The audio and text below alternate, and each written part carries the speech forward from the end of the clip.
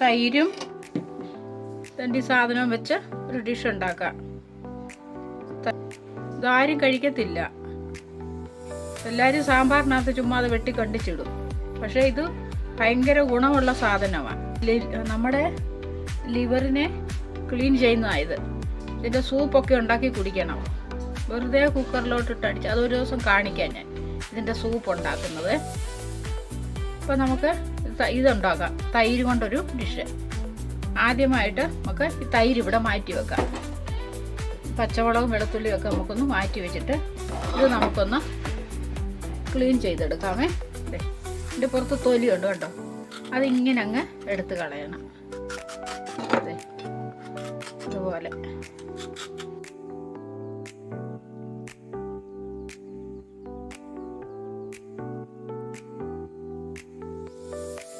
നമ്മൾ കഴുകി ഇതിൻ്റെ തൊലിയെല്ലാം കളഞ്ഞിട്ട് എടുത്തുകൊണ്ട് വന്നിട്ടുണ്ട് കണ്ടോ. നമുക്കിത് അരിഞ്ഞെടുക്കാം ചെറുതായിട്ട്.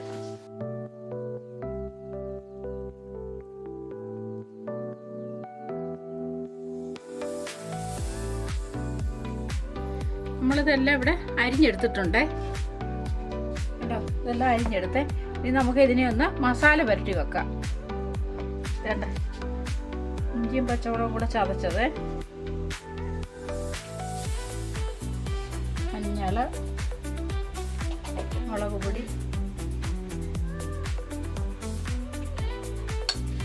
മസാലപ്പൊടി, ഉപ്പ് നീരാണേ, ഇച്ചിരി ഒഴിച്ചോട്ട്.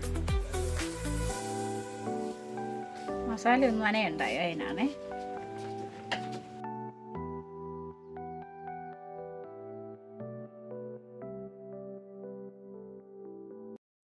പാത്രം വെച്ച് എണ്ണ ഒഴിച്ച് എണ്ണ ചൂടായി കഴിഞ്ഞപ്പം നമുക്ക് ഓരോന്നോരോന്നും പിറക്കി വെച്ച് അപ്പുറം ഇപ്പുറം തിരിച്ചു മറിച്ച് വിട്ട് വേവിച്ചെടുക്കാം.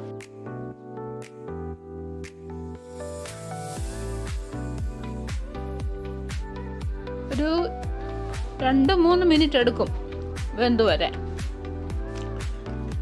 ഒരു മീഡിയം തീയിലിട്ട് ഒരു 1-1.5 മിനിറ്റ് കഴിയുമ്പോൾ തിരിച്ചിടണം.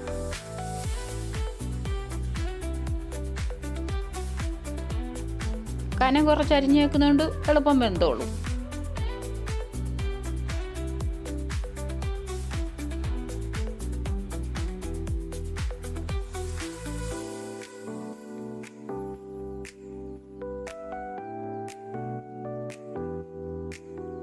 വേകട്ടെ.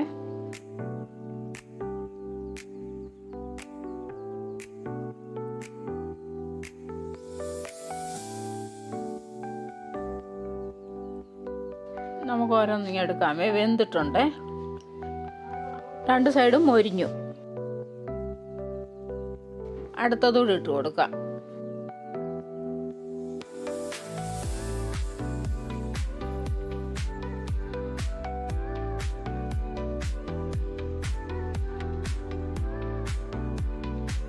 അതും കൂടെ ഒന്ന് വേകട്ടെ.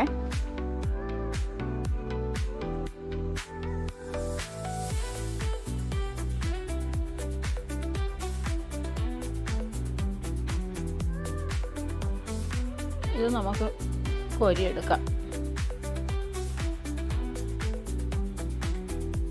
പിന്നെ പിള്ളേർക്കൊക്കെ ഇങ്ങനെ ഉണ്ടാക്കി കൊടുക്കണം. പിള്ളേരൊന്നും ഇതൊന്നും കഴിക്കുന്നതല്ല. നമുക്ക് തൈരിനകത്തോട്ട് കൊടുക്കാം.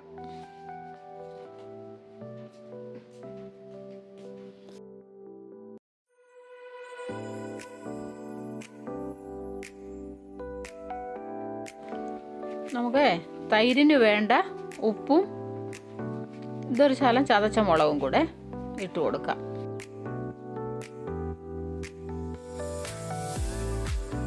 എല്ലാവരും ഇങ്ങനെ ഉണ്ടാക്കി നോക്കണേ.